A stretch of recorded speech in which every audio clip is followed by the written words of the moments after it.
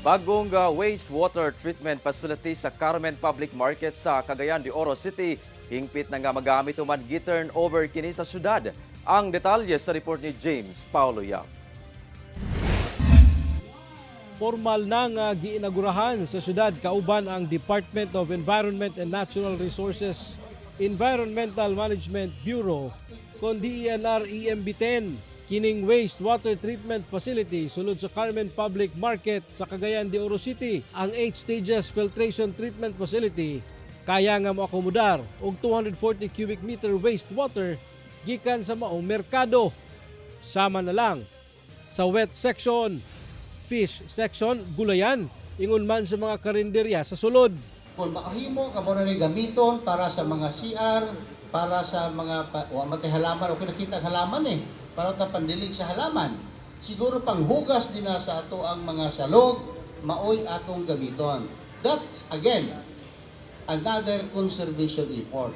Anaa sa halos 30 million pesos ang gigahin nga pondo gikan sa LGU alang sa maong proyekto.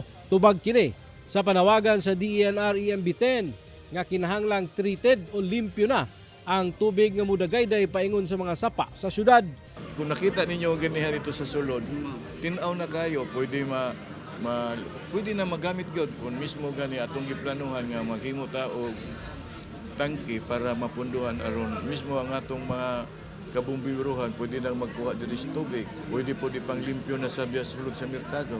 Gikalipay sa mga market vendor ang maong proyekto tungod maalibyuhan na kuno ang kabaho sa merkado sa Carmen. Wala na tayo waste nga dili magamit na gyud si okay ra sir kung kana siya admitido ang katawhan or ang mga gumagamit nga dili harmful sa ilang health.